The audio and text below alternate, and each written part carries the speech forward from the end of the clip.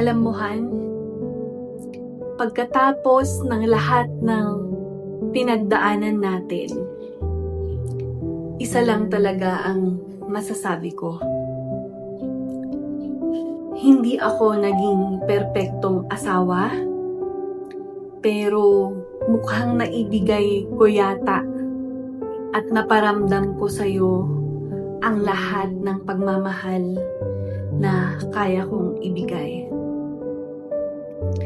Kaya nung dumating yung araw na nawala ka,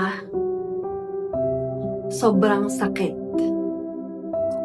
At hanggang ngayon, sa totoo lang, sobrang sakit pa rin. Parang habang tumatagal, pasakit ng pasakit siya. Pero habang hinakapa ko ang puso ko ngayon, may isang bagay akong na-realize. Wala pala akong makitang pagsisisi na sana mas minahal kita, sana mas inalagaan pa kita, sana mas niyakap pa kita, at sana mas nasabi ko pa kung gaano kita kamahal. Mga sanang hindi ko nagawa. Pero sa kaibuturan ng puso ko, wala talaga akong makapang pagsisisihan. Kasi habang nandyan ka, sinulit ko yung bawat pagkakataong meron tayo. Hindi man perpekto, pero lahat totoo. At doon ko mas naintindihan ang ibig sabihin ng isang bagay na mas okay palang sabihing buti na lang kaysa habang buhay mong dalhin ang salitang sayang. Buti na lang talaga sinabi ko sa'yo kung gaano kita kamahal. Buti na lang niyayakap at hinahalikan kita sa tuwing may pagkakataon. Buti na lang na iparamdam ko sa'yo kung gaano ka kahalaga sa akin. Buti na lang na ibigay ko sa'yo ang lahat noong dumadaan ka sa dialysis. Buti na lang na ibigay ko ang isa kong kidneys para sa'yo.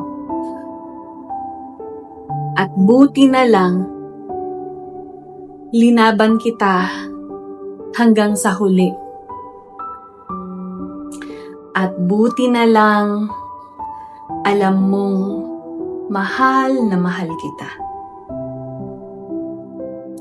Ika nga nila, life is short. Pero matapos ang lahat ng nangyari sa atin, mas na-realize ko na hindi pala life is short, kundi life is unpredictable. Dahil hindi talaga natin alam kung hanggang kailan tayo nandito sa mundo. Kaya kung may mahal ka pa sa buhay ngayon, huwag mong hintaying maubusan ka ng oras bago mo iparamdam ang pagmamahal mo. Sabihin mo na yung gusto mong sabihin. Yakapin mo na sila. Mahalin mo sila. At kung hindi naman ninyo ikakahiwalay ang problema, ibaba mo na yung pride mo.